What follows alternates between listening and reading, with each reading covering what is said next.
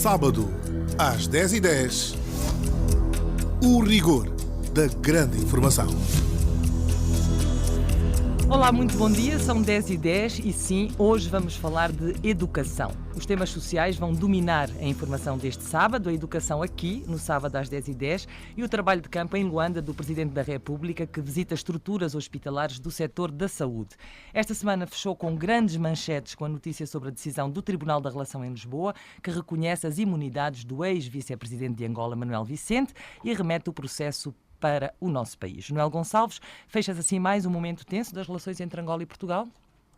Na história geral das relações Angola-Portugal, há com frequência momentos de perda de tempo. E isto depois perturba durante esse mesmo tempo o relacionamento entre os dois países e é claro que tem sempre gente que fica prejudicada nisto. No caso do julgamento de Manuel Vicente, tudo isto podia ter sido resolvido no ano passado, porque estava-se mesmo a ver para onde é que as coisas estavam a ir, necessariamente, inevitavelmente estavam a ir no sentido em que agora foram, e se compararmos com outras situações anteriores, esta até é menor, digamos assim, não é? Se compararmos, por exemplo, com a grande perda de tempo que foi a guerra pela independência, logicamente que isto é quase insignificante. Mas é um facto que todos os países que podem não entregam os seus cidadãos, sejam eles quais forem, para serem julgados em outras justiças. Aqueles que não podem é que têm que se resignar a isso. Certos países, por exemplo, da América Latina, entregam traficantes de droga para serem julgados nos Estados Unidos. Certos países africanos acabam por aceitar julgamentos em França, coisas assim. Mas quando podem, logicamente que isso não acontece. E mesmo Portugal não entrega casos, por exemplo, como de portugueses implicados, 2 portugueses implicados num furto em Timor-Leste. Timor pediu para os julgar, Portugal não os entregou. Houve um caso envolvendo um português que tinha problemas com a justiça em Luanda, conseguiu fugir para São Tomé, serviços angolanos conseguiram raptá-lo de São Tomé. Portugal fez um protesto enérgico e isto deu resultado, porque não só o cidadão português foi posto em liberdade, como o ministro do interior angolano da altura, o general Ngongo, foi demitido. É assim que as coisas passam. Os Estados Unidos, Israel, Cuba não assinaram o acordo que criou o Tribunal Penal Internacional justamente para não dar base jurídica a que cidadãos seus sejam julgados fora da sua própria jurisprudência. Então, estamos aqui dentro daquela discussão sobre as várias escolas de relações internacionais. Estamos aqui numa escola de claro realismo. E a justiça portuguesa, ou uma parte da justiça portuguesa, ou alguns juízes portugueses, criaram realmente um problema por falta de avaliação em termos de direito internacional. E criaram um problema ao governo português que não precisava nada desta situação. É uma situação que para Portugal era incómoda. E, logicamente, então, que as coisas agora ficam na mão da justiça angolana e não se pense que isto é de menos importância, porque a justiça angolana fica com um desafio tremendo, que é o desafio de demonstrar que é capaz de julgar um caso que vai ter repercussão internacional e que o vai julgar com competência e segundo os princípios do direito. De maneira que este assunto já está praticamente superado no que diz respeito às relações políticas, ou seja, que as lideranças políticas dos dois países já se estão a preparar, inclusive, para celebrar esta saída de crise. E é claro que ficam muito satisfeitas as duas sociedades, porque estas nunca se zangaram uma com a outra. Nas relações entre Estados segue-se então essa celebração de saída de mais uma crise. Nós, Noel Gonçalves, mantemos-te em linha porque és nosso analista fixo e porque também és professor. Nós, no sábado às 10h10, vamos falar de educação. Dessa escola nossa de cada dia, para onde mandamos os nossos filhos, se podemos e se conseguimos. Salários baixos, greves de professores, seminários, projetos, estratégias críticas e os miúdos na escola, e os graúdos na escola, ou nem sempre, ou nem tanto, e nós todos preocupados com o nível do ensino e com o futuro do país. Mateus Fula, bom dia. Vamos ao resumo dos dados que nos trazem de volta às escolas e à análise do nosso ensino.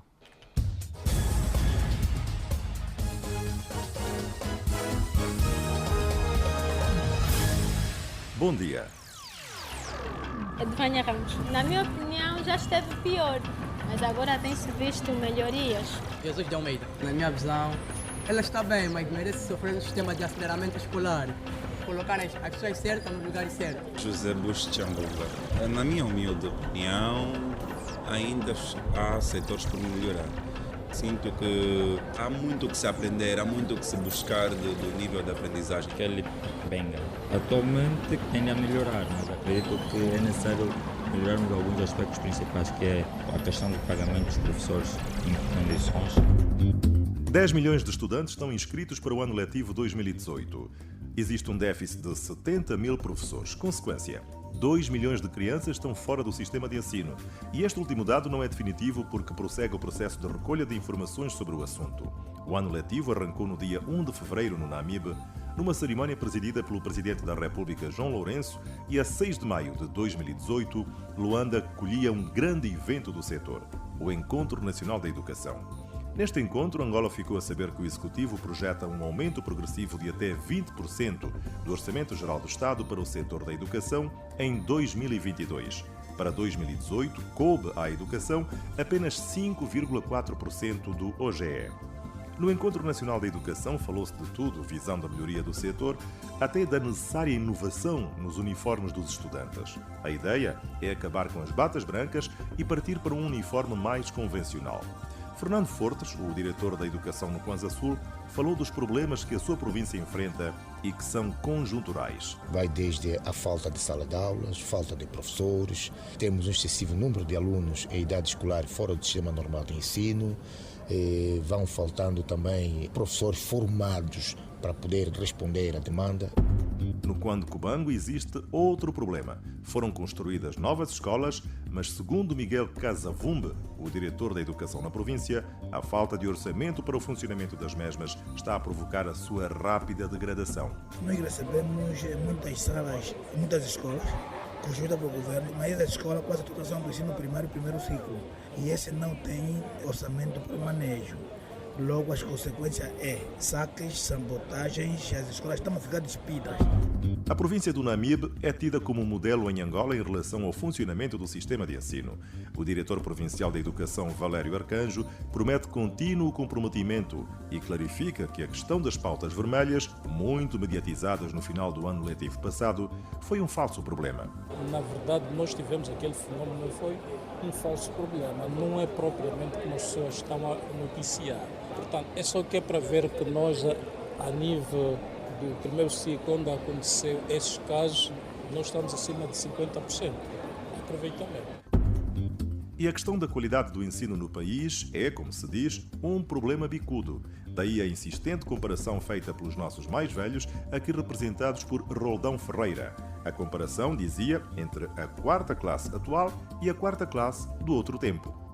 Nós, no ensino colonial, da primeira à quarta classe, tínhamos que nos entrosar apenas na aritmética, porque essa tabuada entre muitos elementos, agora muitos mesmo não sabem multiplicar, e se você perguntar qual é 9 vezes 9, não sabe, e depois também hoje já é ministro, e depois não sabe achar um valor per capita, não sabe nada. Isto é meio complicado. António Pacavira é o presidente da Associação Nacional de Ensino Privado. Considera que, apesar de boa, a relação entre o Ministério da Educação e a associação que dirige precisa de ser melhorada. Do ponto de vista funcional, segundo António Pacavira, existem problemas de falta de uniformização das taxas e emolumentos cobrados aos colégios pelas escolas públicas para certificação de documentos. Cada escola pública cobra por certificado que é preparado pelo colégio, que é revisado e assinado pelo diretor da escola pública, cobram valores que vão de 2.000 a 5.000 kwanzas. Essa situação macula, de certa forma, a relação entre os colégios e o Ministério da Educação. António Pacavira criticou a organização do Encontro Nacional de Educação por não ter convidado a Associação Nacional do Ensino Privado a fazer parte de um painel. Era expectante nos participantes que o ensino privado apresentasse alguma comunicação, que fosse convidado por direito, por mérito, para se poder dissertar também.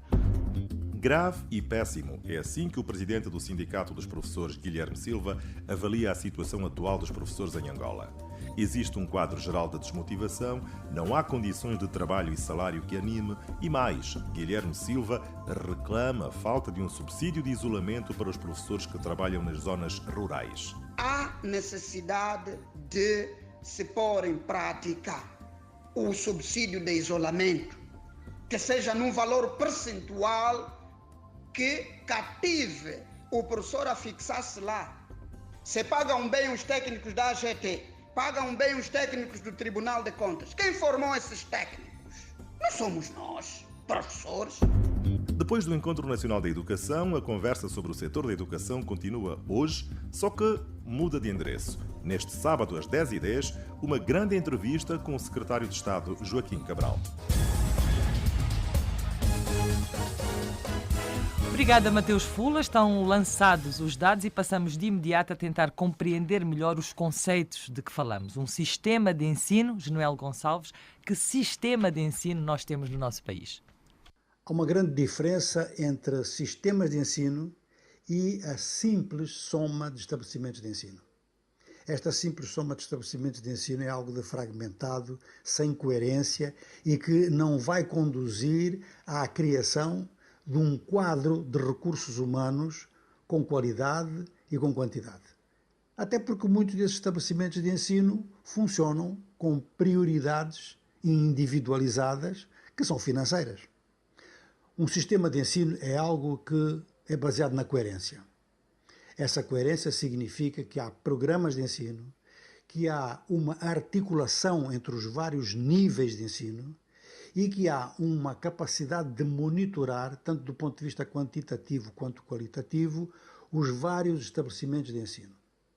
Simultaneamente, um sistema implica a existência de diretrizes governamentais apoiadas em meios adequados. Meios adequados significa meios importantes. De maneira que, com todo este contexto, logo no começo do milénio, fez o chamado Compromisso de Dakar. O Compromisso de Dakar significa então que os países assumem que a educação tem que ter 20% do orçamento, de todos os orçamentos. E isto em África é absolutamente vital. Ora, Angola, mesmo nos chamados anos das vacas gordas, portanto, quando o preço do petróleo estava muito alto, nunca conseguiu chegar nem a metade disto. Por outro lado, é importante num sistema de ensino considerar que os níveis todos de ensino fazem parte da mesma prioridade. Uns alimentam os outros. Os alunos do primário serão alunos do secundário, do médio e assim sucessivamente até aqueles que puderem chegar à universidade. E do ponto de vista da formação dos docentes, a universidade tem um papel estratégico. É de lá que parte tudo, mesmo quando se formem professores com nível médio. Mesmo assim, os formadores desses professores saíram das universidades. Então, é importante chegarmos ao ponto em que, mesmo na maneira de encarar o problema, já o temos que encarar como sistema, ou seja, já o temos que encarar de forma articulada. Este aspecto da criação de sistema de ensino é, então, um tema de debate que é absolutamente essencial. Como é que chegamos lá? Até que ponto ou em que ponto estamos nessa caminhada para constituir o sistema de ensino e, de facto, como é que se respondem a problemas essenciais do tipo garantir o acesso ao ensino primário de todas as crianças do país e, enfim, como é que as universidades angolanas vão aumentar o seu nível, porque nas classificações, mesmo puramente africanas, as nossas universidades estão muito mal classificadas. Por isso mesmo, por essas e por outras, por várias, temos que construir um sistema de ensino. E é sobre isso que nós vamos falar hoje. O que é que está a ser feito, o que é que deve ser feito para nós termos um sistema de ensino. Vai estar connosco, a partir das 11 horas, o secretário de Estado para o Ensino Geral e Pré-Escolar, porque é de pequenino que se torce o pepino. Bom dia, Joaquim Cabral. Muito bom dia. Agradecemos muito a sua presença. Nós vamos ter os nossos ouvintes ainda em antena e depois vamos então começar neste grande debate sobre aquilo que é um sistema de ensino. Um debate onde, pelo menos no sábado às 10h10, nem sempre o mais importante é combater as ideias do outro. Talvez às vezes o mais importante, quando conversamos e quando debatemos, seja justamente perceber as ideias do outro para tirarmos de cada um o melhor que ele tem para dar. Aqui vamos tentar perceber um sistema de ensino para garantirmos educação em cada escola.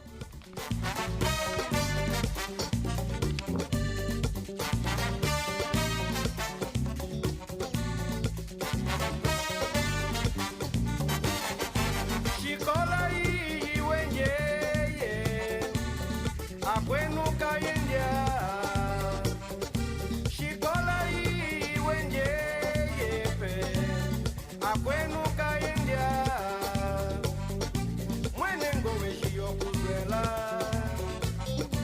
mwenengo weshio yofwe mwenengo weshio kuzela ndegiami mwenengo weshio yofwe shikola hii wenye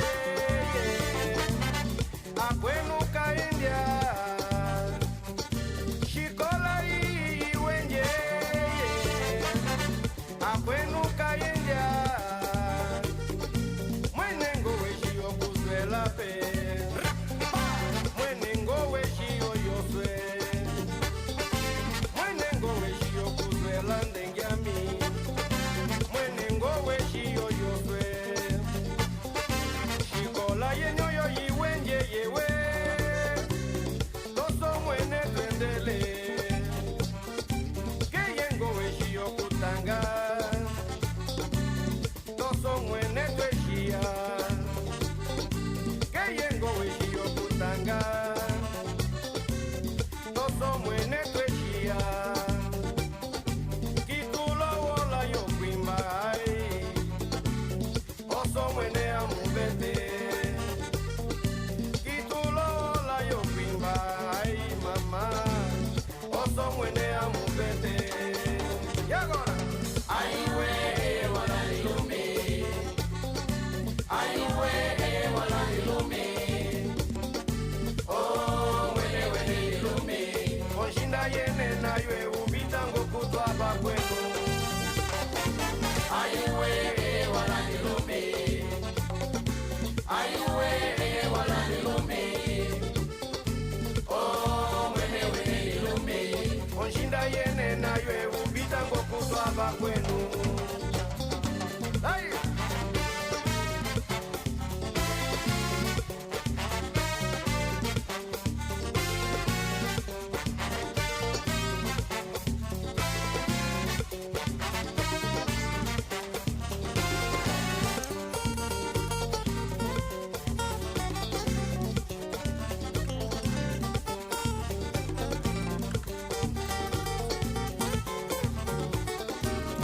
Vamos interromper só um bocadinho este Chicola da Banda Maravilha para vos darmos os números de telefone a partir dos quais nos podem contactar. Já faltam 3 minutos para as 10h30 e o espaço será todo dos nossos ouvintes.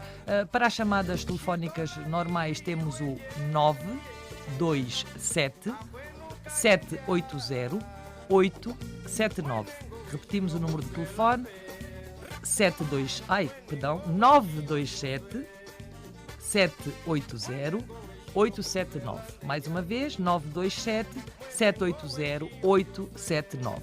Quem quiser ligar-nos via WhatsApp ou mandar mensagens, tem o 940 431 948. 940 431 948. Vamos falar das escolas, dos miúdos, do ensino superior, daquilo que os ouvintes quiserem, que hoje o tema é educação e a Banda Maravilha canta Chicola.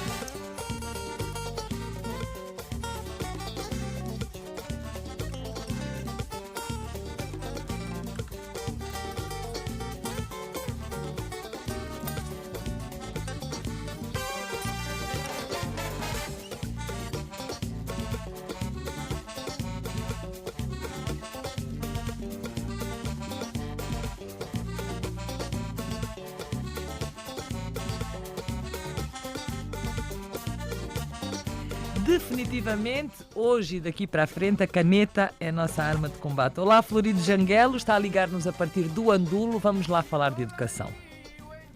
Muito obrigado, caro jornalista. Bom dia também para todos os ouvintes que estão a acompanhar o programa a estas horas. Antes de tudo, gostaria só de me informar melhor, porque liguei agora ao meu receptor, por favor. Ah, ligou sem saber qual era o tema. Nós estamos a falar de educação, dos problemas da educação. Tem filhos pequenos? Não percebo? Tem filhos pequenos? Sim, tenho, sim. Vão à escola? Sim, sempre vão à escola. E é boa a escola deles? Digo que sim, pá, já dá. Apesar que falta algumas condições, às vezes falta de manual, caderno, mas já dá. É escola pública ou é escola privada? Não, escola pública. Então não paga nada? Não. Apenas só costuma pagar dinheiro de comparticipação. Com participação de? Com participação, para não comprar as folhas, a tinta da escola, enfim. Que idade têm os miúdos? Uma tem 12 e outra tem 10. E qual é a sua opinião geral sobre o ensino?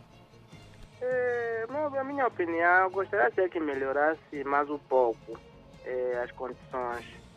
Porque se formos a ver mesmo, a escola não poderia mais comprar, uma vez que é no ensino primário, então tudo seria gratuito.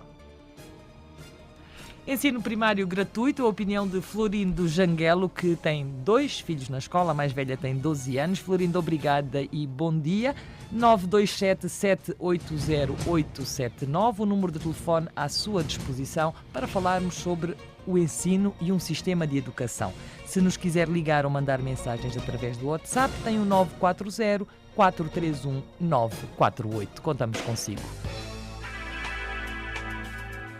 Sábado às 10h10 vamos falar de educação, porque é com o Beabá e o 2 mais 2 são 4 que se faz país a longo prazo. Sábado às 10h10, a grande entrevista numa grande rádio. Rádio Nacional de Angola, unimos o país.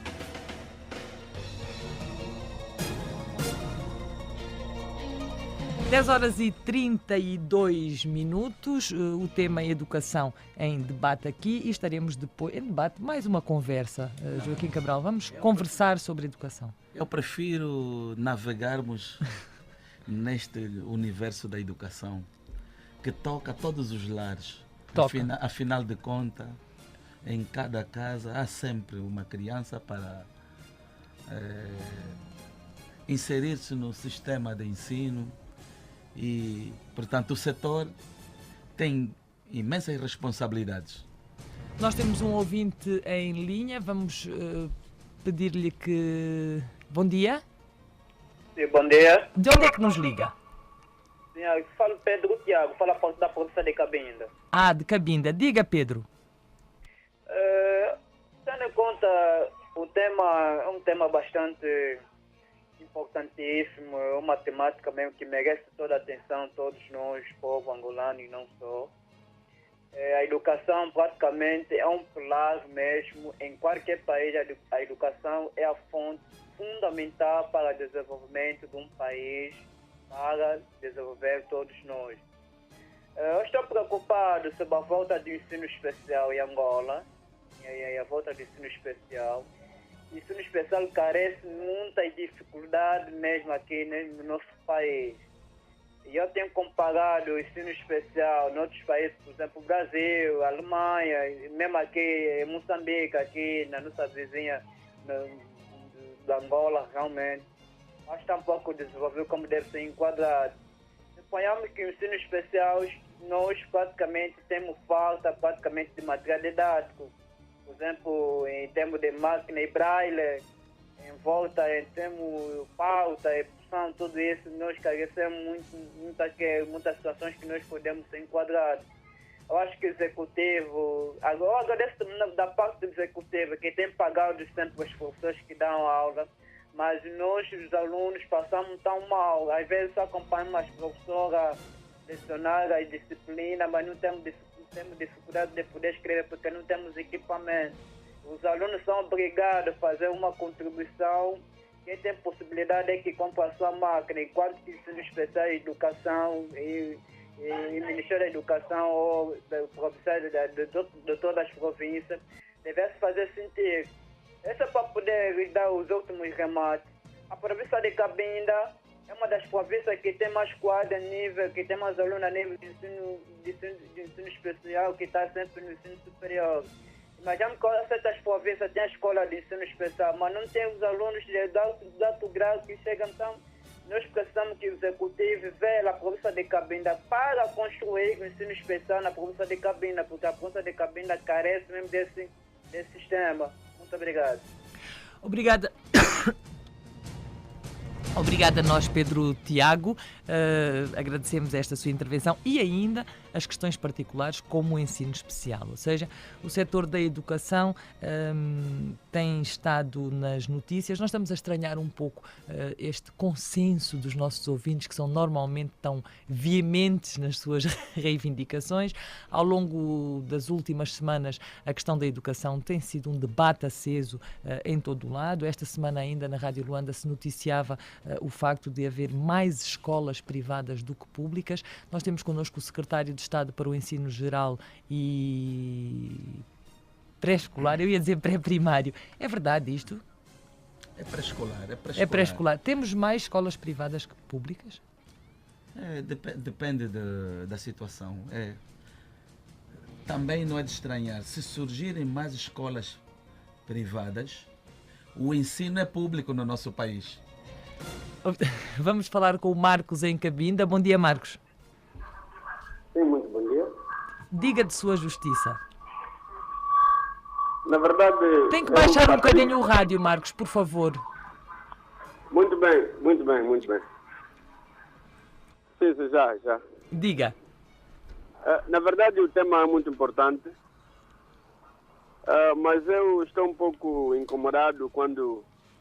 Acho que no princípio do ano passado, quando o ministro da Educação disse que o ensino seria gratuito.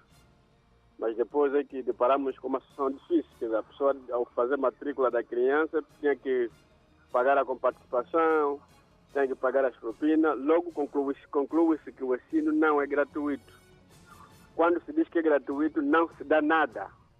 Então, nós temos que procurar combinar o verdadeiro sentido da palavra. Não é isso que está se constatando no terreno.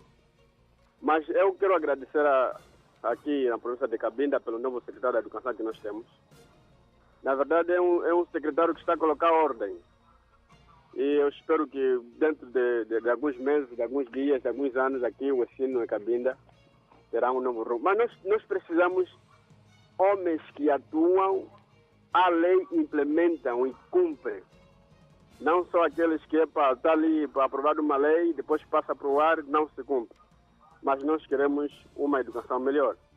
E por outro, há um sistema que eu nunca percebi, dos alunos seguir o sistema de módulo. Quer dizer, um aluno faz a 4ª classe ou a 5ª classe, no mesmo tempo também faz a 6ª. O que é isso? Queria uma explicação.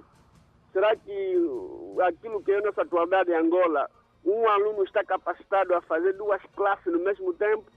Muito obrigado.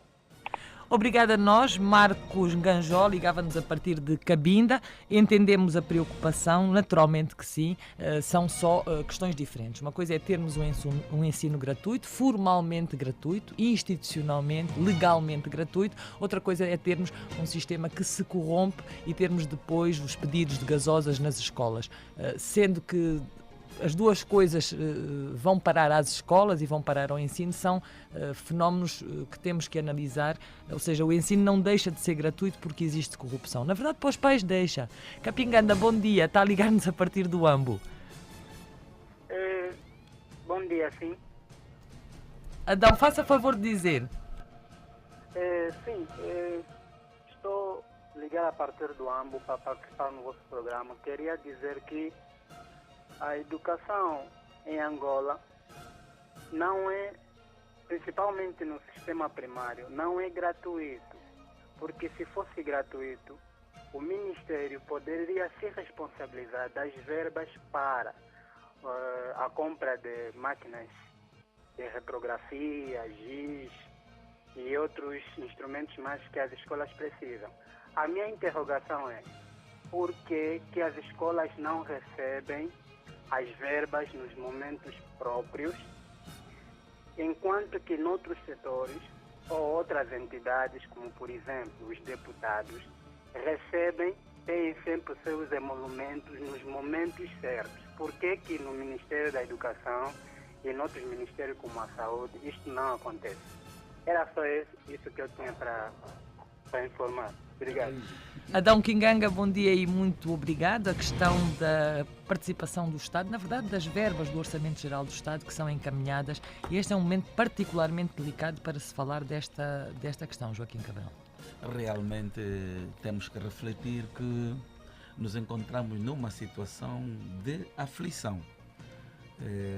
É do conhecimento de todos que o país não está a viver um bom momento sob o ponto de vista do estado econômico e financeiro, e o governo tem feito um exercício no sentido de tentar minimizar ou mitigar os efeitos da crise econômica e financeira. Vamos falar agora com o Helder Balo. Está a ligar-nos aqui de hoje ainda em Luanda. Bom dia, Helder. Exato. Viva, bom dia, minha caríssima. Bom dia, caro convidado do painel. Só para corrigir, que é Helder Falo. Falo. Muito obrigada. Exatamente. É tema bastante pertinente, mais uma vez. Agradecer a produção do programa, que tem preparado grandes temas, né? Então, estamos aqui para contribuir. Primeiramente, dizer que a educação, né, é a chave do sucesso de um país ou de uma nação. Então, todos os dirigentes, toda a pessoa formada passa, né, por uma escola. Então, eu gostaria, né, dar aqui a informação a quem de direito ou pedir, né, que devíamos ver mais, né, sobre as condições, né, dos professores. Porque um médico, né, um presidente, né, qualquer uma pessoa da esfera social, né, passa por uma escola e ele passou por um professor. Então é preciso que haja condições suficientes para os nossos professores, para aqueles que lecionam, para aqueles que ensinam, para aqueles que formam, né, porque o homem formado, como se diz aí na gíria, vale milhões. Então é preciso que haja essas condições, né? Haja melhoria no trabalho. É praticamente isso. Devemos prestar mais atenção àqueles que nos transmitem o conhecimento. Estamos juntos, tenho dito. Estou ligado ao programa e acompanhar aqui do outro lado. Muito obrigado, Helder. O nosso número de telefone é o 927-780-879. Através do WhatsApp pode ligar-nos para o 940-431-948 e temos mais um número de telefone, o 944-206537. Os nossos números estão à sua disposição até às 11 menos 5. Vamos repetir este novo número que nos chega agora, o 944-206537. Estamos a falar de educação, estamos a falar das escolas, dos mais novos, dos mais velhos, estamos a falar da nossa capacidade de construir um sistema de ensino. Temos ao telefone o Lucas, eu não percebi, o menos assim disse-me de onde é que nos liga. Lucas Chihuala, bom dia. Bom dia, sim, bom dia. Está falando com o Lucas Chihuala, a partir da província de Benguela, município de... Então diga, Lucas. Eu liguei no seguinte: eu sou professor de uma escola pública, mas não efetivo. Eu sou um professor colaborador. A minha questão é a seguinte: é que nessa mesma escola há excesso de alunos nas salas. A cada turma tem aí 120, 130 alunos. A minha questão é a seguinte: será que a secretária do Estado para a área da Educação domina essa situação? Ou como é que é? E nesta mesma escola, quando o professor tem 60 alunos, considera-se que tem poucos alunos.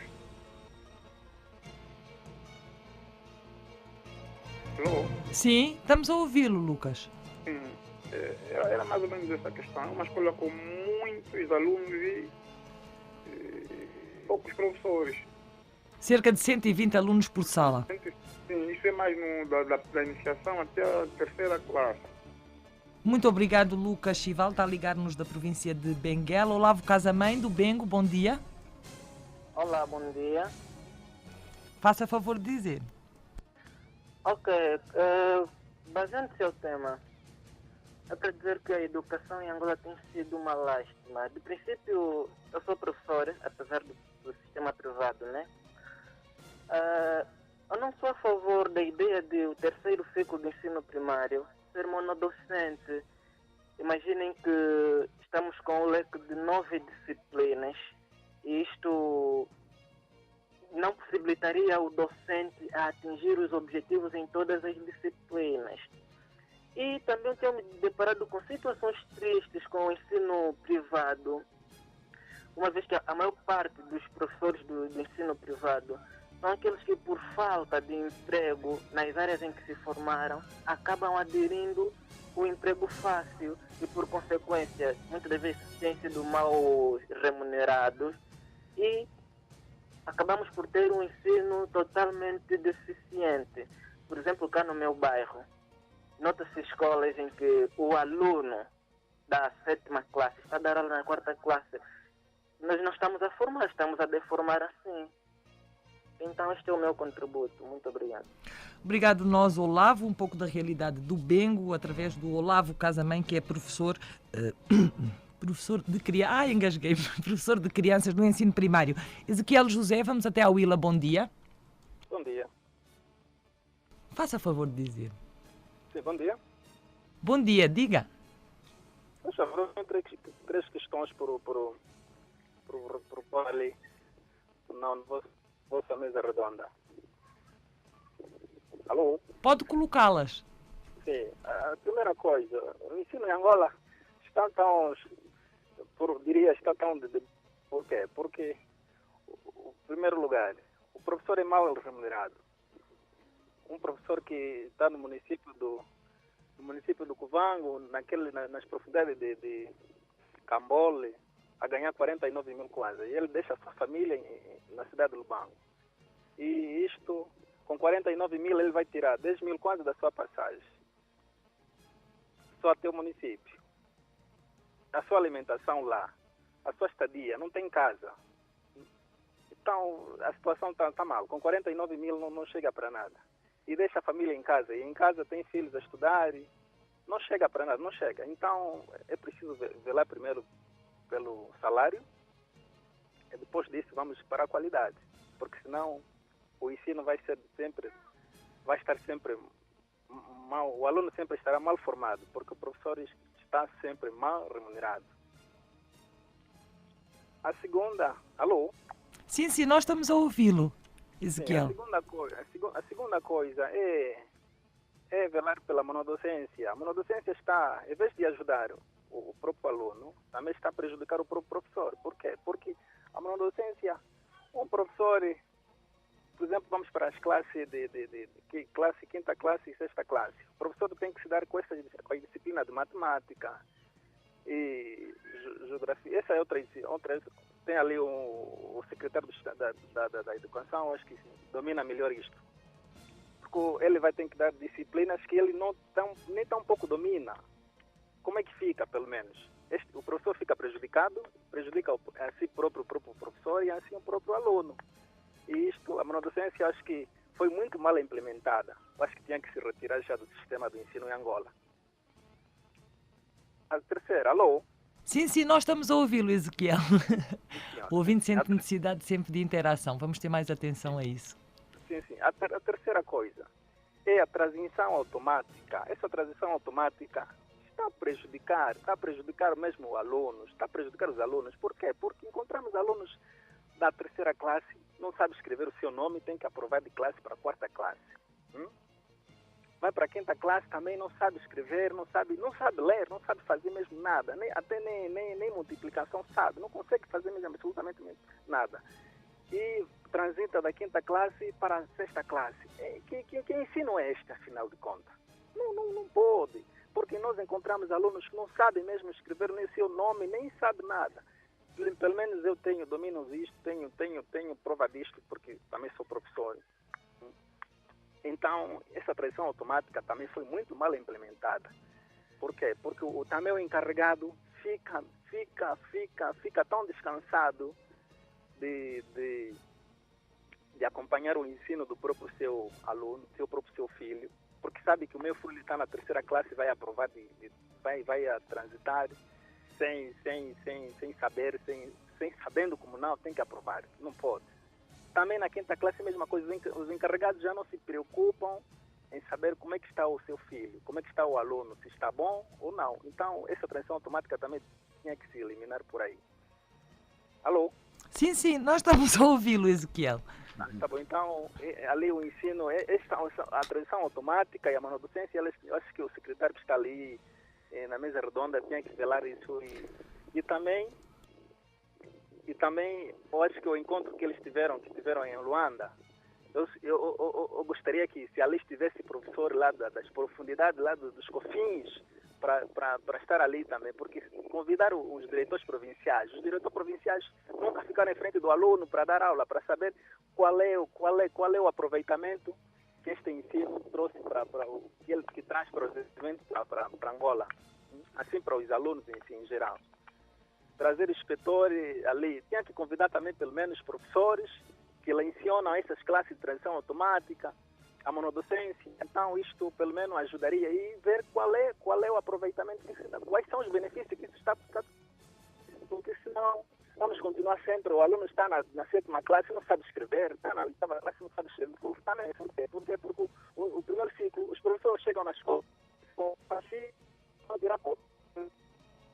Então, estamos a começar a ouvi-lo com muitos cortes, Ezequiel. Tínhamos em linha do Kwanza Sul o Eduardo Simões, a chamada caiu. Nós pedimos sempre aos nossos ouvintes para tentarem ser sintéticos nas suas intervenções e por isso mesmo é que também não os interrompemos e deixamos que comecem e terminem essas intervenções. Agora falávamos com o Ezequiel José da Huila, a chamada começou a ter muitas interferências, perdemos entretanto o Eduardo Simões do Kwanza Sul, que esperamos volte a tentar ligar.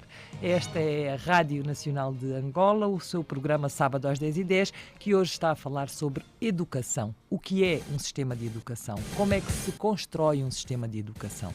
Que percurso tem esta nossa história enquanto país de um sistema de ensino, ou de um sistema de ensino mais do que educação, a expressão seria essa. Que percurso tivemos desde a nossa independência até aqui? Onde foi que erramos o caminho para as coisas hoje nos parecerem tão complexas, tão difíceis e as críticas serem tão intensas? E que percurso podemos ter para recuperar e nos reestruturarmos e para construirmos realmente aquilo que virá a ser um sistema de ensino? Porque realmente no longo prazo é com a educação que se pode fazer um país. António Samongo, bom dia, está a ligar-nos de Benguela. Sim, muito bom dia. Faça favor de dizer.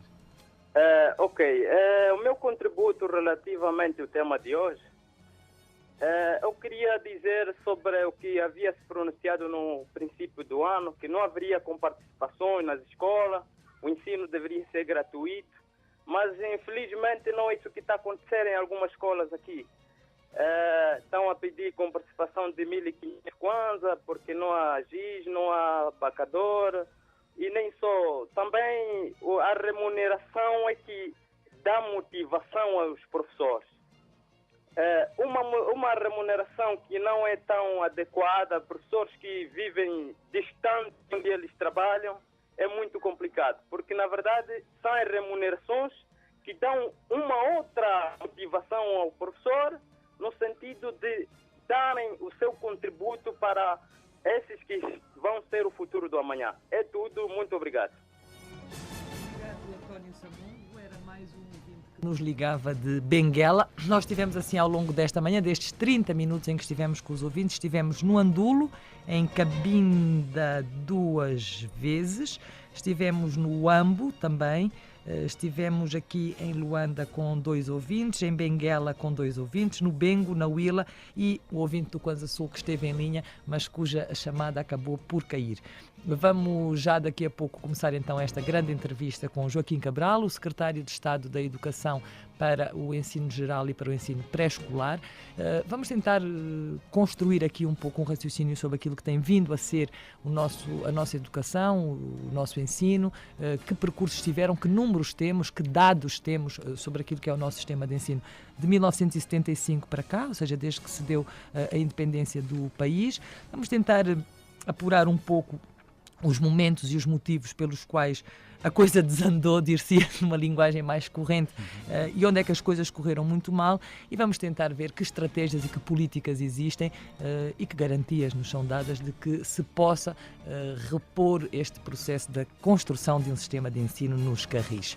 Vamos, enfim, à escola com aqueles que podem vir a ser os nossos professores para termos a garantia de que pomos alicerces no mundo. Meu professor, meu grande amigo, tudo me ensina e diz que aprende. Meu professor ficou zangado depois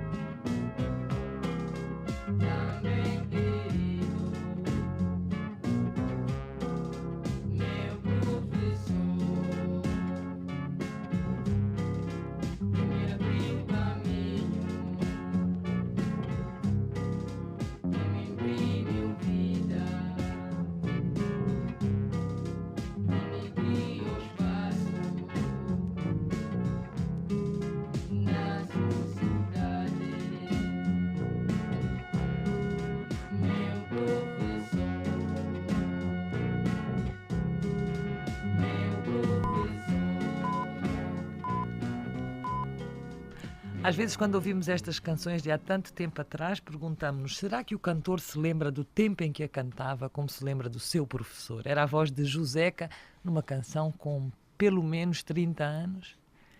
Pelo menos 20 anos terá esta canção, eu creio. Meu professor, uma canção a ilustrar aqui o tema que estamos a abordar hoje. Estamos a falar de educação. Vamos começar agora então este nosso espaço de entrevista. Joaquim Cabral, bom dia outra vez. Muito bom dia. Agora vamos com calma, respirar fundo e falar sobre as questões que não só as que nos foram aqui colocadas, mas tentar construir aqui uma linha de raciocínio para tentarmos perceber se temos um caminho para seguir ou não. O espaço dos ouvintes colocou-nos aqui mais ou menos questões habituais. A questão do ensino não ser realmente gratuito, de facto não ser gratuito. A questão da merenda escolar foi também... voltou a ser levantada. Certo. A questão da monodocência e da transição foram questões levantadas novamente. A questão da motivação dos professores para a descentralização foi outra questão colocada. Enfim, são questões recorrentes, mas demasiado recorrentes, não é? As respostas provavelmente serão sempre as mesmas. A nossa questão é, quando é que elas deixam de ser questões? Bom, primeiro, obrigado pela oportunidade. Dizer que são questões enquadradas no âmbito de um processo. Temos que ver no sentido de que estamos a construir um sistema de educação e ensino. Mas é normal que para alguns de nós seja muito tempo. É normal. Já foram os filhos, já fomos nós próprios, já foram os filhos, já são os netos. Ou seja, para quem não tenha uma visão por dentro, é normal que haja este desgaste, que as pessoas se sintam... A lógica da história leva-nos a isso. Há 10 anos atrás, se vermos nos meios que consumíamos, por exemplo, uma coisa muito prática, a música.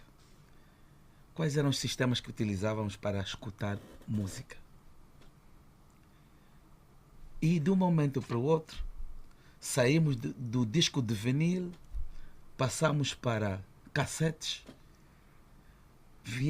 hoje estamos em discos, CDs e muito mais. Hoje, na verdade, já nem CDs. Pronto. Quase tudo só vem já digital. Só fui buscar essa analogia para verdade, vermos sim. E nos enquadrar. O nível de conhecimento, ou a produção do conhecimento, que constitui hoje a principal riqueza de qualquer povo, está a uma velocidade da luz. Então nós, os fazedores, que temos que transmitir ou socializar esta informação com as novas gerações, temos grandes desafios. Pois, mas as coisas estão à velocidade da luz. Nós às vezes sentimos-nos à velocidade da pedra. Não é legítimo que nos sintamos. Por isso é que eu digo que é um processo. Mas é um processo longo. Que esperanças é que temos aqui? Temos esperanças porque... Vamos hoje, se lhe pedirmos números desta evolução a que se refere como um processo, que dados é que tem para nos dar? Bom, primeiro, eu posso dizer que em 1975, na altura da independência de Angola, nós tínhamos cerca de 40 mil estudantes no sistema de educação. E referir que 40 mil estudantes angolanos já. Angolanos e portugueses. Okay. E portugueses. E na sua maioria portugueses. Portanto, não estamos a falar ainda de uma Angola independente. Não. Em 1975 estávamos numa fase de transição. São dados históricos que nós temos e estão registrados. As escolas estavam principalmente concentradas em Luanda, Lubango, Benguela e Uambo. Portanto, escolas secundárias que davam formação técnica profissional. O ensino primário estava expandido em todo o território nacional, mas podemos recordar que, na sua maioria, eram exercitados por igrejas. Nós tínhamos muitas escolas que estavam filiadas às igrejas. Estes 40 mil estudantes incluem já todos os níveis de ensino? Todos os níveis de ensino. Posso lhe dizer que, por exemplo, no ensino infantil, nós tínhamos 3.400 estudantes. No ensino primário, tínhamos 516 mil estudantes. para, por exemplo, a formação em serviços sociais. 516 mil não pode ser. Se tínhamos 40 mil ao todo, não podíamos ter. 516 mil estudantes. No ensino, ao todo? Okay. Primário. Há aqui uma alteração de... primário, sim. Por exemplo, no ensino elementar profissional, nós tínhamos cerca de 498 estudantes apenas, só para ver os desníveis. Portanto, a população estava mais concentrada no litoral e nas capitais de províncias. Esse cenário não se terá alterado muito, apesar de tudo. Bom, o cenário foi alterando-se com a proclamação da independência do território nacional. Eu quero dizer que primeiro fez-se a nacionalização do ensino e a sua democratização. Em 1975, com a lei número 4.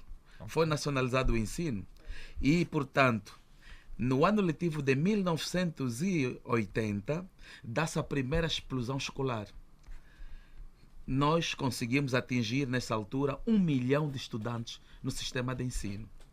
Dizer que, nesta altura, fruto do engajamento, da adesão do povo nas tarefas da educação, tínhamos o lema que quem sabe ensina, quem não sabe aprende, e também foi mobilizado a maior parte dos funcionários públicos a colaborarem nos serviços da educação. Portanto, foi um grande exercício. Recordar que é em 1976 que se faz o lançamento da primeira campanha de alfabetização. Sim. Portanto, uma mobilização total.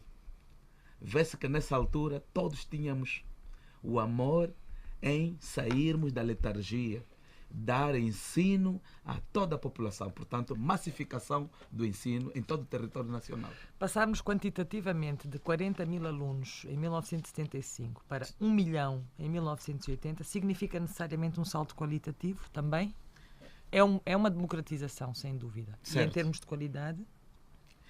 Na altura, e podemos recorrer ao histórico, grande parte dos professores qualificados fugiram do território nacional. Portanto, na sua maioria eram portugueses, então tivemos que recorrer aos funcionários que estavam no território nacional. Dizer que já naquele momento nós começamos com aquilo que nós chamamos formação em exercício dos professores. Portanto, era necessário dar a componente pedagógica aos funcionários administrativos para terem um olhar, terem uma formação e darem aquele trato pedagógico ao processo de ensino e aprendizagem. Portanto, fomos atingindo qualidade e porque todas as pessoas estavam motivados. Estávamos num processo revolucionário em que todo mundo se revia no processo de formação do homem novo. Fundamentalmente. Então, temos aqui um primeiro marco, em 1980. Sim. Um marco quantitativo. E depois? Depois, também do conhecimento, o país mergulhou numa crise, portanto... Sim, tivemos todo um processo de guerra. Creio que o momento histórico já nos permite... Sim, mas acho que... A guerra devastou as infraestruturas. A guerra provocou o êxodo da população do interior para locais com maior segurança. Portanto, neste caso, os locais eram as províncias do litoral. Podemos aqui falar de uma litoralização do país. Então, as infraestruturas no litoral sofreram bastante. De maneira que o governo teve que buscar soluções. Uma delas foi a implementação do horário triplo. Portanto, isto é anos 80 também, não é? Anos 80. Anos 80. Fins dos anos 80. Anos 80, anos 90. Parecia que teríamos um colapso do sistema de educação. Mas, felizmente, na altura, buscou-se soluções paliativas. Talvez fosse interessante explicarmos um pouco o que era o horário triplo. Eu própria já não me lembrava do horário triplo. Bom, portanto, em termos quantitativos, não tínhamos uma grande alteração. De 1980 para 88. Não tínhamos equipamentos, infraestruturas para absorver a quantidade de alunos que vinham do interior. Pronto, o que tivemos aqui foi sobretudo uma alteração geográfica, digamos assim, da mancha de alunos. É isso. A população migrou para o litoral. Uhum. Os equipamentos escolares eram exíguos. Então, qual foi a solução?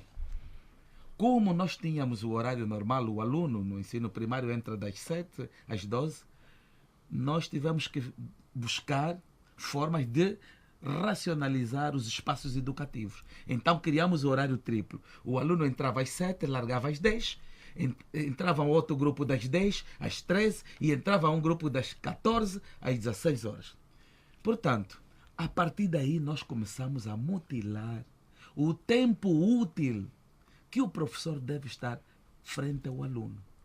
O processo de ensino e aprendizagem começou a ser mutilado neste momento. Ou seja, tínhamos mais turmas com menos tempo de aulas. Mais turmas, mais alunos com menos tempo de aprendizado.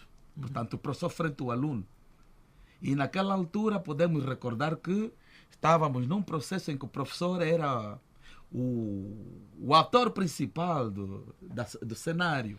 E estamos a falar sobretudo do ensino primário. Ensino primário. Portanto, tínhamos já um ensino médio, tínhamos ensino médio, tínhamos ensino superior, frágilzinho, mas tínhamos uma universidade que nos dava orgulho. Sim. Dava-nos orgulho. Mas em termos quantitativos... Falar do tempo do Guerra Marques. Sim, em termos, estamos a dizer frágilzinho em termos quantitativos. Em termos quantitativos, estávamos fragilizados. Havia necessidade de absorver alunos e tínhamos que buscar estratégias de metodologias grupais. Este processo... O que são estratégias de metodologias grupais? Hoje, os países asiáticos são exímios nessa tarefa. É um professor trabalhar com turmas pletóricas. Também não sabemos o que são turmas pletóricas. Portanto, nós temos que traduzir isto para os nossos ouvintes. Vou ser mais simples. É um professor que está a trabalhar, por exemplo, com uma turma de 90 alunos. Como o nosso ouvinte do Andulo se referiu, 120 ele precisa de uma metodologia especializada. Esse professor precisa de treinamento. Há recursos, há formas de nós tratarmos o treinamento de professores para enfrentar... Sim, mas os nossos professores não têm esse treinamento. Infelizmente, nós não tivemos a oportunidade de fazermos uma engenharia para enquadrar os professores a enfrentarem esta realidade. Vamos tentar repor-nos então neste timeline, nesta linha de tempo. 75, 40 mil alunos. Sim. 1980, a grande explosão para 1 milhão de alunos. 1 milhão de alunos. Fim dos anos 80, início dos anos 90. A questão do horário, portanto, a migração geográfica do ensino, da população e o horário triplo. Mais alunos em menos tempo de aula e em menos território nacional. Correto. Próximo passo? O próximo passo, quando as autoridades, na altura, veem que o sistema estava a correr riscos de colapso, realiza-se, portanto, o grande diagnóstico do sistema de educação. Em 1986, é publicado o relatório da avaliação do sistema de educação. Emerge deste grande relatório a necessidade de se fazer uma reforma. Portanto, em 1986 começa-se a pensar na grande reforma do sistema de educação, porque o sistema era ineficaz e não respondia às necessidades da época. E, portanto, a guerra foi aumentando de intensidade e a necessidade de se fazer a reforma transformou-se numa ideia que foi arrastando-se e adicionando ao momento em que o país vive, em 1991, com a transição do monopartidarismo para o multipartidarismo, é ensaiado uma inovação, é introduzido no sistema de educação, há alguns ajustes, nomeadamente revisão de alguns conteúdos nos currículos, retirada dos conteúdos políticos que eram excessivos na matéria nas escolas, e então é introduzido novas disciplinas. Portanto, aqui... Ou seja, em termos de construção do sistema em si, certo, de 86 para 91, começou-se a trabalhar na reforma, mas pouco se terá construído. Pouco ou nada se fez. E em 91, a mudança que temos e o marco que temos aqui é em termos de conteúdos. Sobretudo em termos dos conteúdos. Mudança de conteúdos. Ou seja, a passagem do monopartidarismo para o multipartidarismo. Ou seja, não temos ainda aqui a questão de uma reforma do ensino e do sistema em si. Ok. Fizemos revisões pontuais nos currículos para adequar ao momento que estávamos a viver. E, após as eleições, e o país começa a viver um momento mais ou menos tranquilo, mas não esqueçamos que depois enveredamos para um outro momento violento, altamente violento. Só depois do período da paz, alcançado em 2002, penso eu. Deste período da paz pequena até um novo período de guerra, até o novo 2002, período de guerra. Que dados temos aqui? Ou não temos sequer? Temos dados. Perdemos o caminho? Temos? Não perdemos o caminho. Eu disse que o sistema caminhava-se para o colapso, mas conseguimos recuperar. E neste período, podemos chamar o período negro do sistema de educação em Angola, nós navegamos com professores, aqueles que realmente eram professores. O sistema de ensino tinha poucos professores. Secretário de Estado, provavelmente muitos dos nossos ouvintes estarão a dizer a mesma coisa que lhe vou dizer agora. Sim. Nós não insistimos sempre muito na questão da guerra, mesmo que ela tenha sido um facto, seja um pano de fundo histórico. Não cometemos erros estratégicos? Bom, eu posso dizer que nós não cometemos erros. Nós... Não nos diga isso. Não. Eu vou ser franco. A conjuntura obrigou-nos a buscar recursos para solucionar problemas. Não fomos felizes em alguns recursos para resolver problemas. O que é que isto quer dizer em termos de exemplos? Por exemplo, o horário triplo não foi feliz. Manifesta-se hoje. Os quadros que temos hoje é produto do horário triplo. Mas tínhamos alternativas lá atrás? Não foi tudo pensado? Por isso estou a dizer, não cometemos erros. Fomos obrigados a buscar recursos para resolver problemas pontuais. Ou seja, fomos um pouco bombeiros também na área da educação. Andámos a apagar fogo. Muito mais do que bombeiros. Nós atuamos muito antes de termos o fogo. Essa foi a postura do setor da educação. Nós, hoje, estamos aqui, podemos dizer, cometemos erros, não porque tínhamos que cometer os erros, mas fruto da conjuntura. A realidade levou-nos a cometer esses erros. E eu posso dar exemplos. Sim, mas quando foi que tomamos consciência disso? Fomos tomando consciência? Tomamos consciência e porque o professor tem que agir de acordo com a ciência. Primeiro, a consciência foi manifestada quando nós fizemos o diagnóstico do setor. Em 86. Em 1986. Projetamos, já em 1986, nós já projetávamos uma mudança profunda no sistema. Porque já víamos que o sistema não se adequava à realidade. Mas o horário triplo funcionou muito tempo ainda depois de 1986. O horário triplo foi funcionando em função às condições políticas e econômicas e sociais que o país foi vivendo. Uhum. Ou seja, o problema estava identificado em 86, sim, mas... Era para dar respostas pontuais. Entre um mal e um mal maior, nós tínhamos que buscar aquilo que poderia, pelo menos, dar solução aos problemas. Hoje estamos conscientes que o horário triplo foi um grande erro. Mas resolveu problemas. Resolveu. Grande parte de quadros que estão no setor hoje a funcionar passaram pelo horário triplo. Então, era não parar o sistema educativo e formar... Também não tínhamos outro remédio. Grande parte dos nossos filhos é dessa não tínhamos alternativa, não tínhamos escolha, digamos assim. É isso, minha querida amiga. Nós não tínhamos alternativa. Por isso é que eu digo, nós não cometemos erros. Sim, mas foram pensadas alternativas. Foram erros em função da realidade que vivemos. E, felizmente, desses erros tiramos boas lições. Por isso é que... Considera que em cada um destes momentos ainda não acabamos, foram tomadas as melhores decisões? Foram sim tomadas, porque eu vou lhe ser claro. A primeira reforma do sistema educativo, quando saímos da independência para o Estado angolano, fizemos uma reforma abrupta em 1976. Instituímos um sistema de educação... Sim, aqui também tivemos alteração de conteúdos. Sim. Em 1976 rompemos linearmente com tudo que era do colonialismo.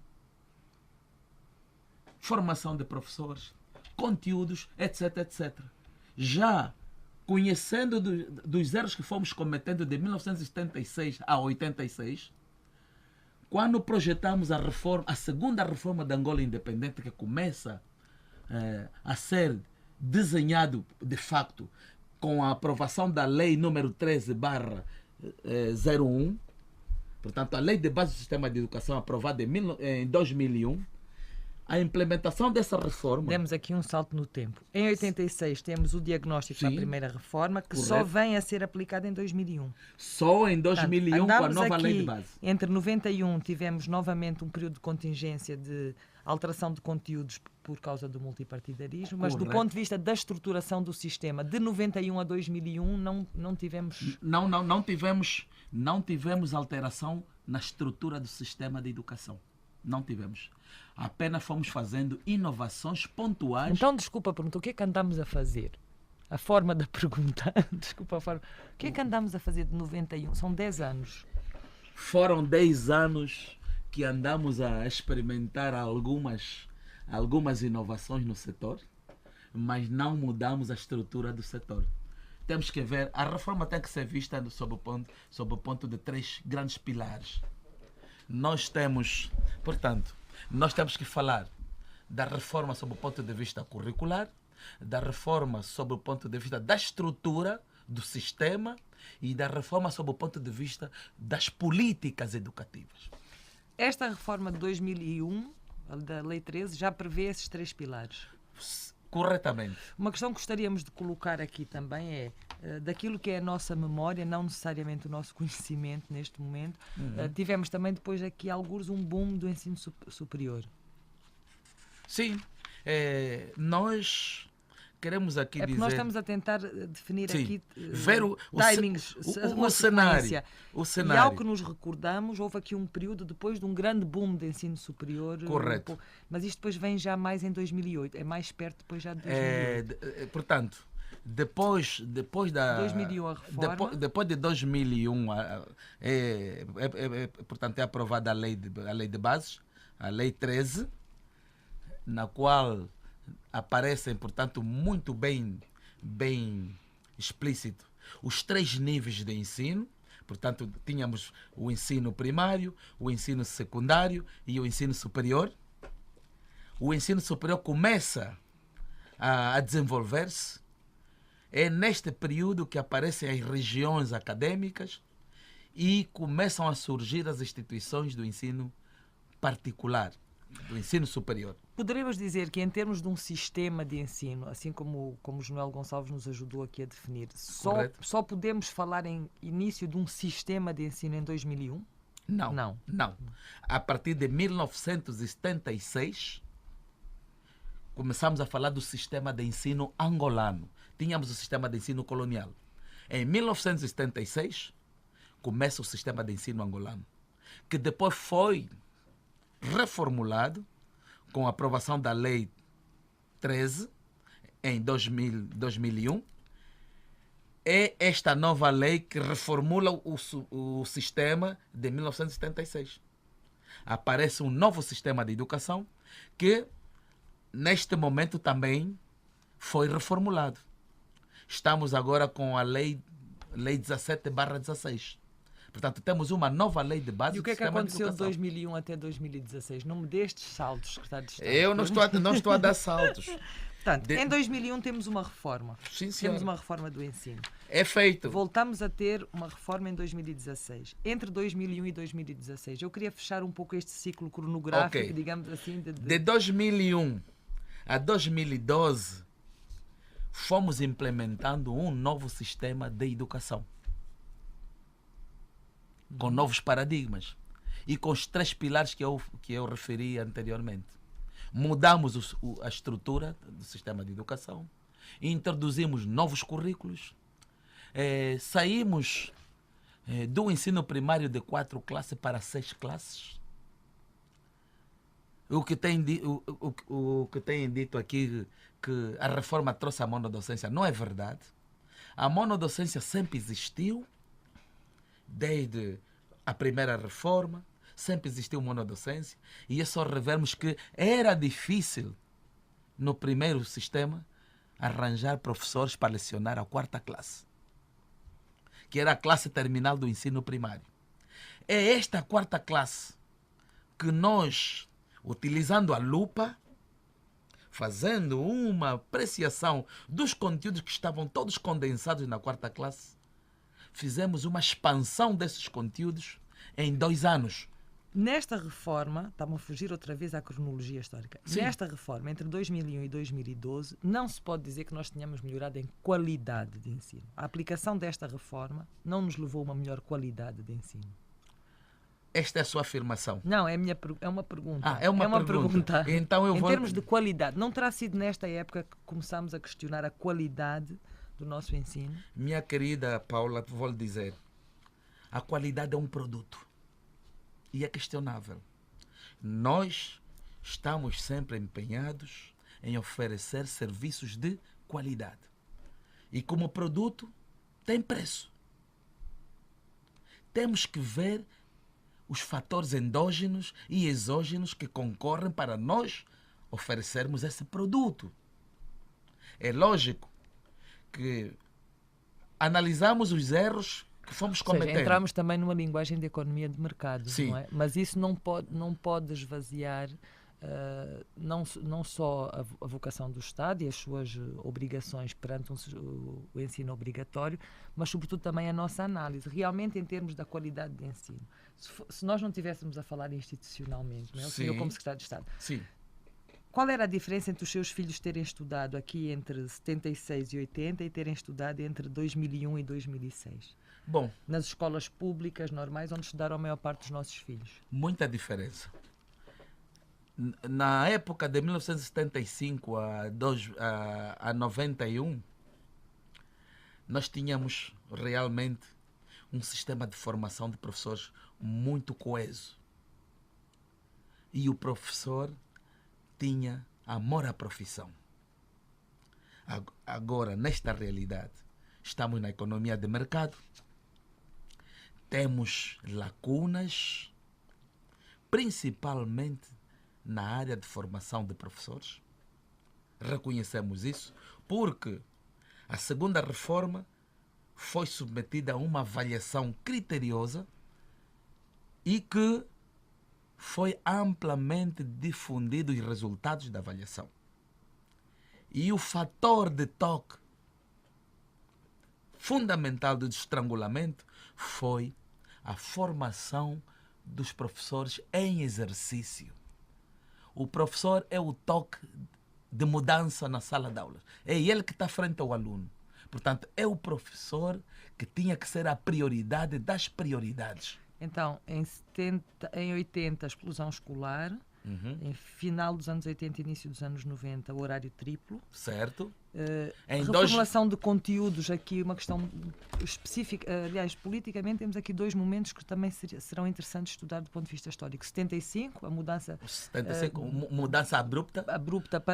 Mas do ponto de vista de colonial para um país novo. Falamos e novamente construção aqui do homem novo. Do homem novo. E a mudança aqui do monopartidarismo para o multipartidarismo em 92. Economia de mercado. E agora encontramos-nos aqui em 2001 com a questão, o foco posto na formação dos professores. Formação de professores.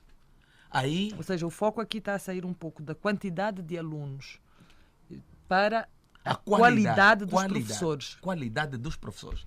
E quero ser mais explícito. Nós, como país independente, até agora registramos 3 explosões escolares. A primeira foi no tempo colonial, com a abolição da escravatura. Portanto, o indigenato. Quando o negro começou a frequentar a escola, tivemos a primeira explosão escolar. E fundamentalmente com as escolas primárias das igrejas. Vivemos outro momento de grande explosão em 1980. 1980. Foi o segundo momento. O terceiro grande momento de explosão escolar foi depois da paz, em 2004. Com a descentralização, ou melhor dito, com a reposição do governo em todas as localidades do território nacional. Repatriamento e reposição da administração do Estado. Reposição da administração do Estado, sim. Todos os cidadãos angolanos tiveram a oportunidade de serem inseridos no sistema de ensino. É quando nós fomos reconhecidos pela Unesco. Dizer que todos os cidadãos angolanos foram inseridos no sistema de ensino já é polémico. Vamos lá acabar de construir a cronologia antes de entrarmos nas polémicas. Não é polémico. Estou a dizer. Fomos reconhecidos pela Unesco. Em um ano letivo recrutamos 40.000 professores. Agora, vai me perguntar, tinham qualidade esses professores? Não. Isto em 2004? 2004. E o Ministério da Educação, reconhecendo que todos não tinham qualidade, passou a chamar agentes de ensino. E gizamos um plano denominado Plancar, que era o treinamento desses nossos cidadãos que estavam frente aos alunos que não tinham preparação metodológica nem pedagógica.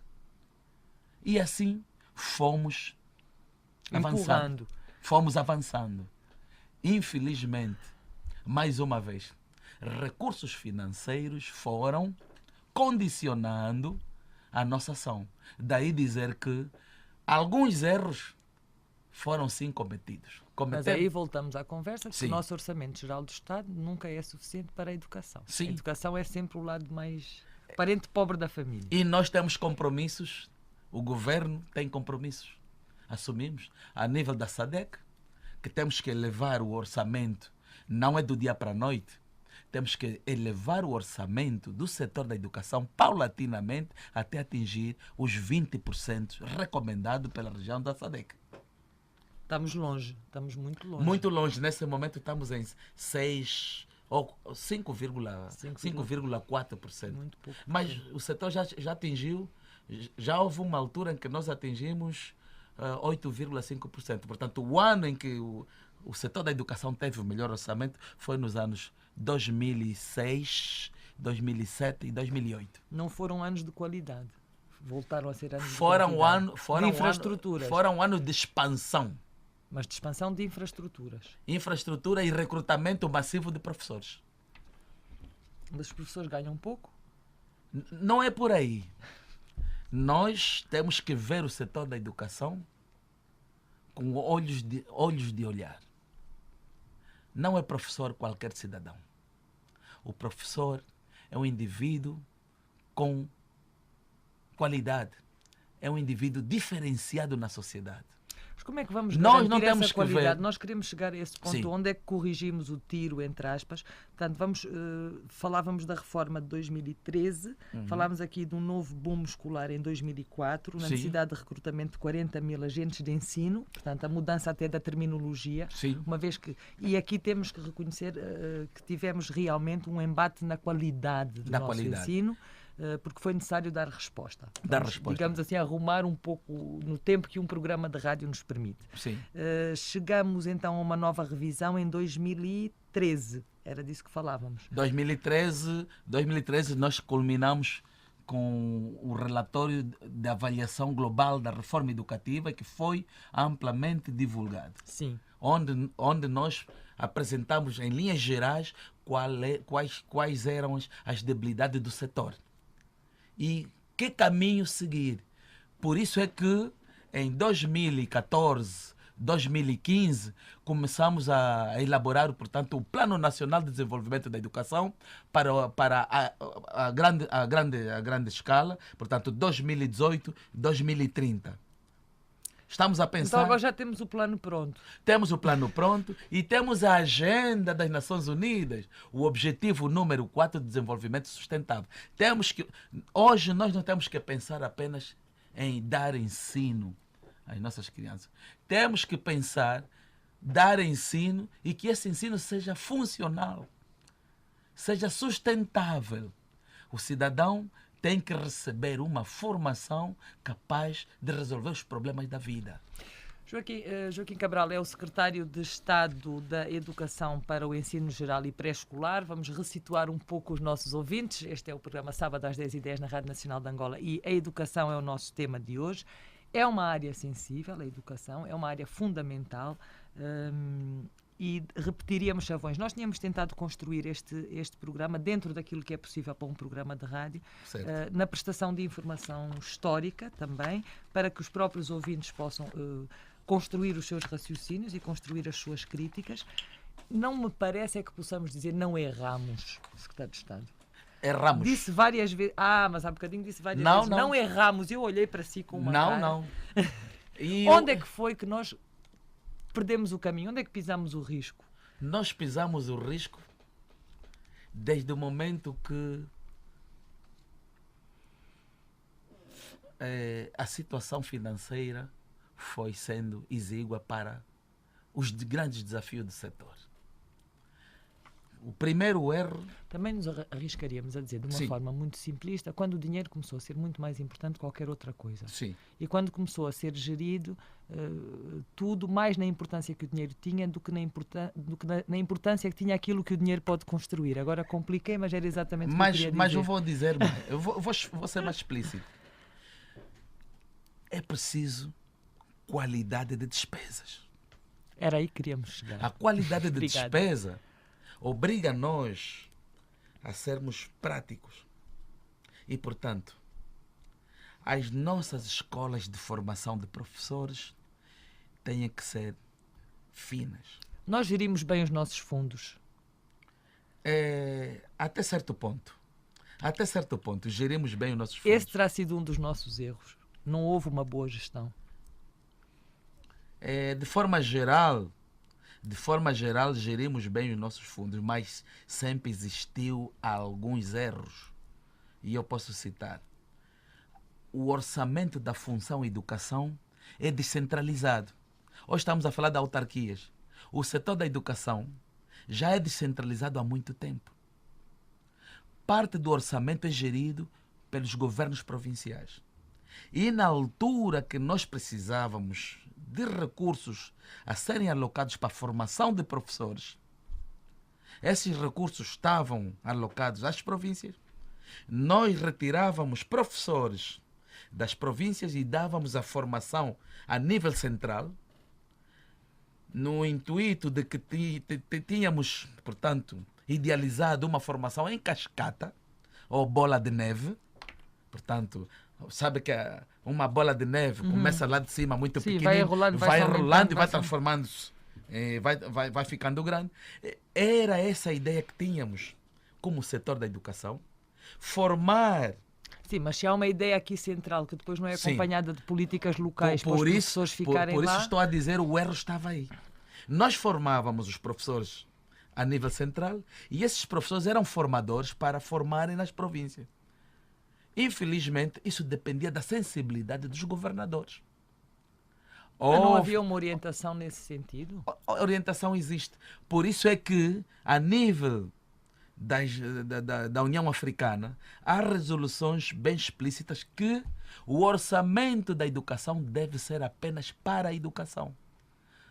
Essa recomendação, desculpa, não temos capacidade para controlar... posso dizer, essa recomendação, penso que deve ser deve ser acolhida em Angola. Muitos países africanos têm essa recomendação. O orçamento da educação só deve ser mesmo para o setor da educação. Sim, nós tivemos uma capacidade de controlar rigorosamente esse orçamento. Infelizmente. Infelizmente não. Infelizmente existem alguns desvios na implementação do OGE. No setor da educação também. Estou a dizer o OGE. E por isso é preciso colocarmos regras. Temos que ser concisos, temos que cumprir com a lei. E se nós cumprirmos com a lei, minha querida, nós pensamos que alguns erros cometidos vão se transformar em alavanca no setor da educação. Bom, nós estamos apenas a 5 minutos de terminar esta entrevista. Reconhecemos que há erros, não vamos resolver, nem conseguimos equacionar todos os problemas da educação num programa. Como é que corrigimos os erros cometidos? Ou seja, que seguranças é que nos dá, que mensagens é que nos deixa, sem ser só de esperança, de que temos um caminho agora para pelo menos sentirmos que isto vai começar a entrar nos eixos e que vamos começar a construir de forma mais sólida um sistema de ensino e que num determinado prazo não vamos ter mais escolas privadas do que escolas públicas. Enfim, dê-nos lá dados concretos de primeiro do dizer, que estamos a fazer daqui para primeiro frente. dizer que estamos num exercício de democracia. Começamos a ouvir e temos que ouvir mais e aprender com o nosso povo. E esse exercício que nós terminamos há 2 dias, o Grande Encontro Nacional da Educação, foi um exercício. Recolhemos opiniões, recolhemos subsídios bastante e que vamos transformar estas recomendações em linhas de ação. Dizer que o setor está muito bem posicionado no PDN 2018, Plano Nacional de Desenvolvimento 2022. Nós temos neste momento o programa de desenvolvimento, temos o programa de desenvolvimento da educação pré-escolar, bem estruturado, e pensamos que se seguirmos à risca, mesmo com o risco de financiamento exíguo, mas fazer aquilo que recolhemos como opinião, vamos ter sucesso. Que mecanismos é que temos para fazer correr à risca? Bom, porque às vezes o grande primeiro, problema é esse. Nós temos muito bons planos, não é? Mas certo, depois é a questão da fiscalização. E é o que nós discutimos. Não vale a pena termos planos bonitos. É preciso que esses planos sejam execuíveis e adaptados à realidade de cada localidade. Estamos a pensar assim, por isso é que recolhemos as contribuições. Dizer que não nos alarmamos com a existência de escolas privadas. Primeiro é dizer que a nossa Lei 17 diz que o ensino em Angola é público e pode realizar-se em instituições públicas e instituições privadas. Portanto, as escolas privadas podem aparecer. Nós temos é que regular. Temos que colocar a expensão a trabalhar no sentido de que essas escolas sirvam os interesses e os objetivos do Estado angolano. Bom, isso depois vai criar-nos outros problemas, que é o das profundas desigualdades, não é? Mas isso é aqui, como seria em qualquer parte do mundo, não é que nos agrade muito. Ou seja, quem pode pagar uma escola que custa não sei quantos milhões por mês, ou seja, vamos ter desigualdades aqui muito profundas. Estamos numa economia de mercado. O Estado tem que assegurar, o Estado tem que assegurar as condições básicas dos cidadãos. Para a maioria dos cidadãos. E aqueles que acham que têm diferencial podem sim colocar os seus filhos nas instituições privadas. Pois, mas a minha preocupação não é com quem tem o diferencial. A minha preocupação é justamente a população. Perguntar-lhe, e imagino que seja essa a grande questão dos ouvintes, que garantias nós temos, dê-nos pelo menos uma meta mensurável que nós possamos acompanhar jornalisticamente, de que essa responsabilidade do Estado de prestar uma melhor qualidade de ensino e construir um sistema de ensino para a maioria da população está a ter agora passos concretos num contexto novo. Bom, primeiro, dizer que estamos a pensar em incrementar as escolas secundárias técnico-profissionais em todo o território nacional. Vamos abrir cursos em função ao desempenho do desenvolvimento econômico e social de cada província. Vamos criar cursos que vão de encontro àquilo que é a empregabilidade. Portanto, o nosso olhar para lá é termos mais escolas de formação técnico-profissional e diminuirmos as escolas secundárias gerais. Portanto, o governo vai fazer um grande investimento em termos de equipamentos, laboratórios e oficinas que preparam força de trabalho para o mercado. Preparar o cidadão para o mercado de trabalho. Mas depois não há emprego? Não. Nós estamos agora a ver naquilo que chamamos de empreendedorismo. Nós não temos que pensar que o Estado vai ser o empregador número 1. Autoemprego também. Autoemprego. Se nós potenciarmos os nossos jovens com ferramentas suficientes para inserirem-se no mercado de trabalho, estes mesmos jovens com o empreendedorismo poderão criar pequenas empresas e médias empresas. Secretário de Estado, mas esta não é mais uma vez uma situação de contingência, uma solução de contingência? Não, não. Para um momento específico em que o desemprego é uma preocupação Esta grave. é uma solução sustentável. E o ensino primário? O ensino primário. A estruturação lá. O ensino primário. Quero recordar mais uma vez, Sua Excelência, o Presidente da República, deu orientações muito precisas. Neste momento, nós acabamos de efetuar o levantamento do número de crianças fora do sistema de ensino, o número de crianças que estão a assistir aulas ao relento e já estamos a projetar o número de escolas necessárias para serem construídas de forma faseada até 2020. Nós queremos resolver este problema do ensino primário e está sendo gizado já a política de formação de professores do ensino primário, acompanhado com as IPs, que são as zonas de influência pedagógica, que vão funcionar para darem não apenas treinamento, mas constituírem centros de reflexão sobre a criação do banco de dados das dificuldades que os professores têm perante os alunos, ou as dificuldades que os professores têm para exercer a docência. E estamos também já neste momento a fazer uma revisão pontual nos currículos. Vamos descentralizar os currículos no sentido de responder às necessidades locais. Senhor Secretário de Estado, é muito simplista, claro, o jornalismo tem as suas contingências também. Nós temos-lhe pedido uma meta que nós possamos depois definir como uma meta para nós acompanharmos, jornalisticamente. Uma meta. Querem acompanhar uma as meta? metas? Dê-nos uma. Nós, neste momento, temos cerca de 5 milhões de crianças no ensino primário. A nossa meta é atingir o número de crianças em idade escolarizável do ensino primário. Portanto, dados estatísticos, porque hoje já podemos falar de dados estatísticos, nós pensamos atingir 6 milhões e 700 mil crianças no ensino primário. Até quando? Para os 2 próximos anos letivos. Joaquim Cabral, Secretário de Estado para o Ensino Geral e o Ensino Pré-Escolar. A educação pareceu-nos um tema mais complexo ainda de analisar do que o da saúde. Ou seja, como dissemos à Sra. Ministra da Saúde quando nos deu o prazer da sua presença, a educação também está à pega. A educação não está à pega. A educação é um pepino que se torce de pequeno. Nós temos que começar a educar as nossas crianças desde o pré-escolar. E o setor da educação tem uma grande responsabilidade neste momento. Nós agora temos a responsabilidade do nível pré-escolar, todo ele completo. Dos 3 meses aos 5 anos de idade. É uma grande responsabilidade.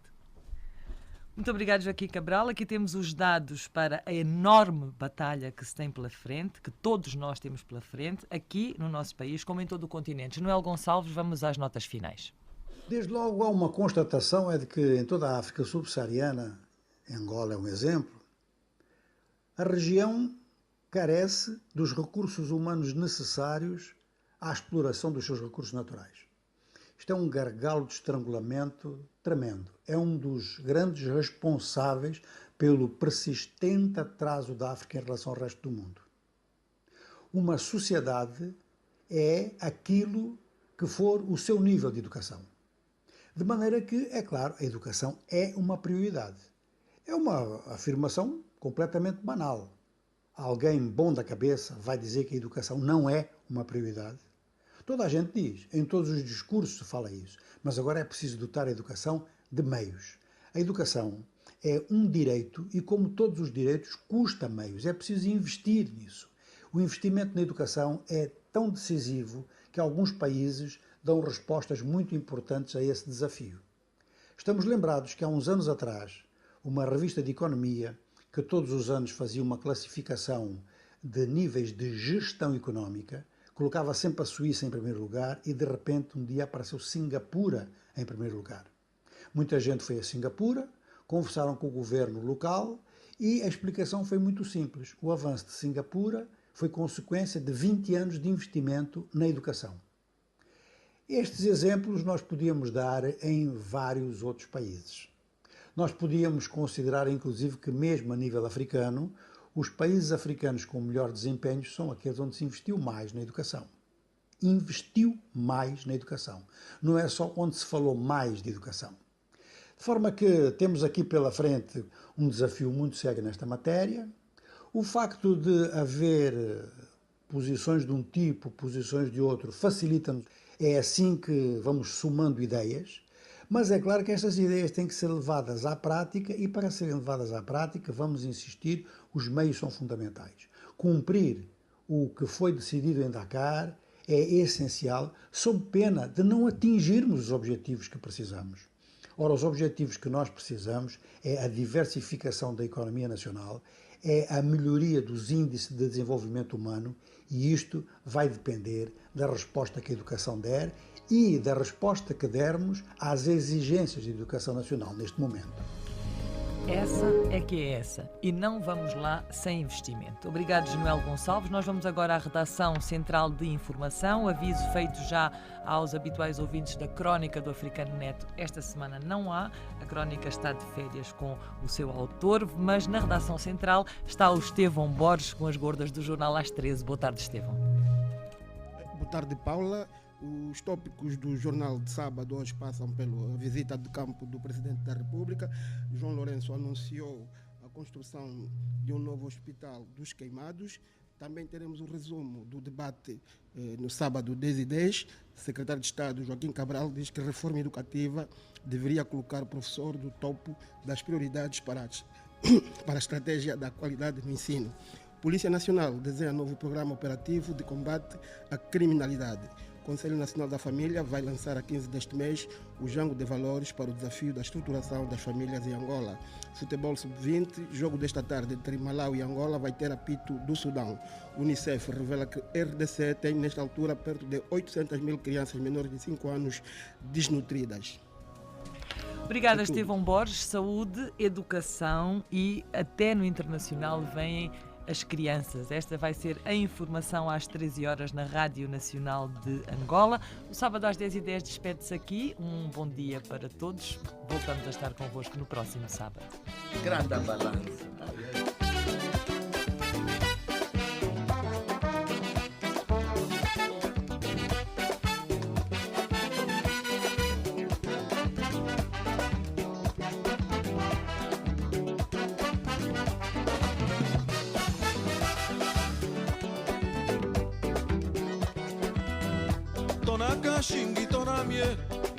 Shingi tonamie ndebu shikolangia mikwege ndebu shikolangia mi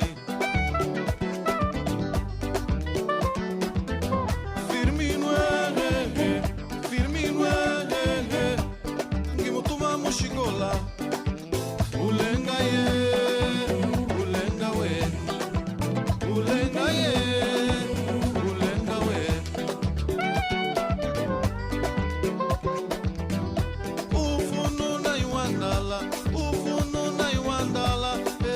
Monami we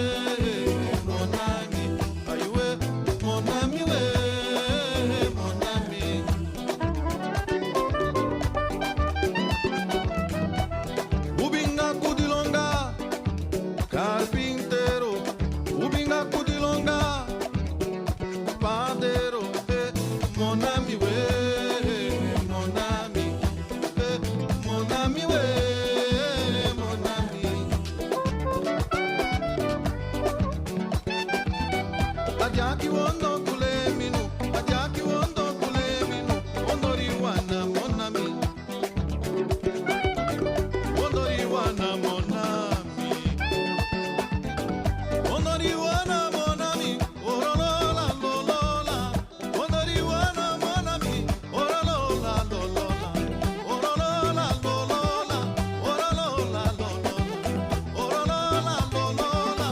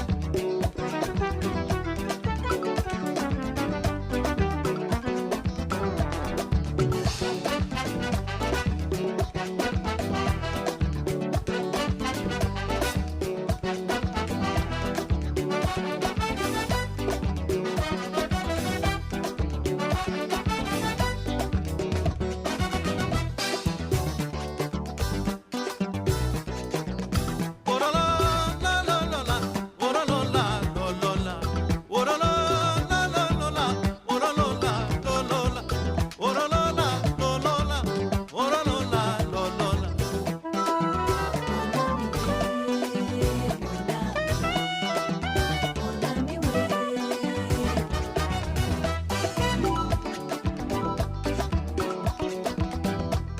Ubinga kudilonga, carpintero. Ubinga kudilonga, padeiro. Monami we, monami. Ay we, monami we, monami.